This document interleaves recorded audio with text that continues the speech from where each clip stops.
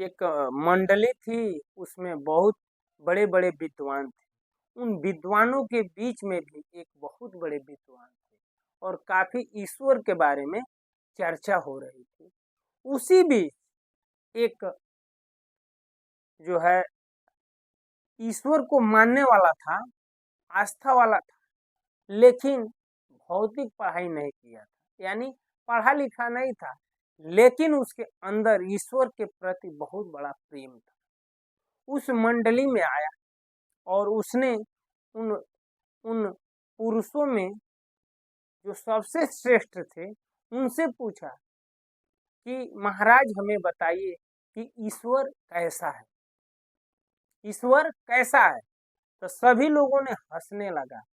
सभी लोग हँसने लगे और कहने लगे कि मूर्ख, अरे तू ईश्वर के बारे में पूछता है, अरे तू पढ़ा लिखा है नहीं और ये अज्ञानी जैसा बात इन श्रीमान जी से पूछ रहा है। मूर्ख, चल यहाँ से निकल, भाग जा यहाँ से। उसने कहा नहीं नहीं महाराज, मेरे प्रश्न का उत्तर दीजिए। और जो जितने लोग थे सभी लोग कहने लगे भाग भाग मूर्ख, तू इनका हंसी उड़ाने आया है, मूर्ख है, पढ़ा है लिखा है नहीं, और तू पूछ रहा है कि ईश्वर कैसा है? ईश्वर के बारे में तू जानना चाहता है, कैसा है? एक मूर्खों वाली सवाल पूछ रहे हो, ईश्वर कैसा है? ये कौन सा सवाल हुआ? तब उन विद्वानों में जो सबसे श्रेष्ठ विद्वान थे, वह मुस्कुराते हुए कहा कि अरे क्यों इन्हें डांट रहे हो? इन्होंने तो अच्छा प्रश्न किया है। इन्होंने अच्छा प्रश्न किया है, कितना सुंदर प्रश्न है।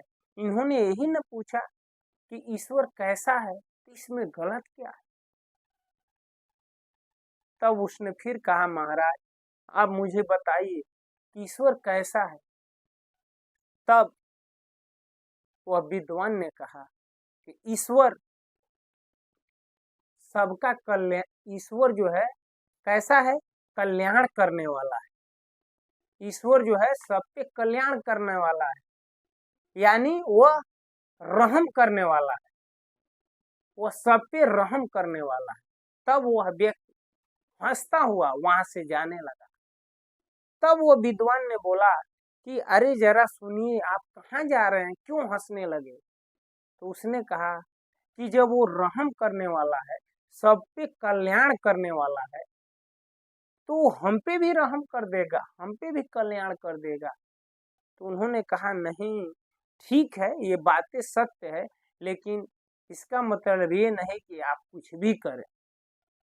आप उनके चरणों में जाएंगे तो आपका कल्याण करेंगे ही, आप पे रहम करेंगे, उनसे क्षमा मांगेंगे तो वह रहम कर देंगे, कल्याण आपका कर देंगे।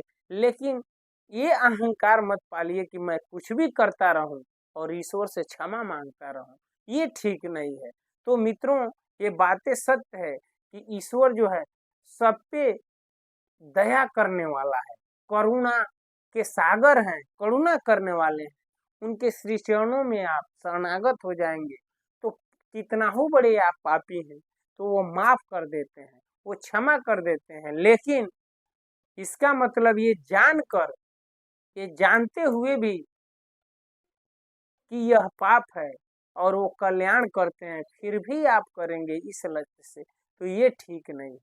हाँ, वो कल्याणकारी हैं, वो रहम करने वाले हैं, वो करुणा के सागर हैं, वो क्षमा कर देते हैं बड़े बड़े पाप पापियों को भी, बहुत बहुत बहुत बड़े पापियों को भी वह तार देते हैं, क्षमा कर देते हैं। लेकिन इसका मतलब जानबूझकर जो करता है उसके लिए ये ठीक नहीं होगा, क्योंकि आप जब जान गए हैं कि यह करने से ये पाप होता है, किसी का दिल दुखाने से पाप होता है, झूठ बोलने से पाप होता है, तो आप झूठ बोलते रहेंगे और कहेंगे कि ईश्वर माफ कर देगा, तो ऐसा नहीं करना चाहिए। हाँ, ये बातें सत्य है कि भगवान के शरण में जो चला जाता है, कितना हो बड़ा पापी हो, उसे भगवान क्षमा कर देते हैं। मित्रों, कैसे? जैसे कोई नवजात शिशु हो और अपने माँ से भूल चूक दूर चला जाता है और किसी कीचड़ में गिर जाता है, तब रोते हुए किसके पास भागता है? माँ के पास। तो क्या माँ उसे मारती है? माँ तो स्वच्छ जल से उसे फिर से धो देती है और उसे शुद्ध कर देती है। उसी तरह हम भी पाप में जाकर पाप करते-करते जो है अपने पूरे अस्तित्व को जो है पापमय यानी कचरा की तरह कर लेते हैं। लेकिन जब ईश्वर के शरण में जाते हैं तो वो हमें माफ कर देते हैं, क्षमा कर देते हैं। जैसे माँ जो है कचड़े को धो डालती है उसी तरह। लेकिन मित्रों, हमें जानबूझकर नहीं करना चाहिए। मित्रों, ये छोटी सी कहानी आपको कैसी लगी? आज इस आज इस वीडियो में बस इतना ही। अगले वीडियो में फिर मिलते हैं, तब तक के लिए हरे कृष्णा, राम राम जी, नमस्कार, प्रणाम।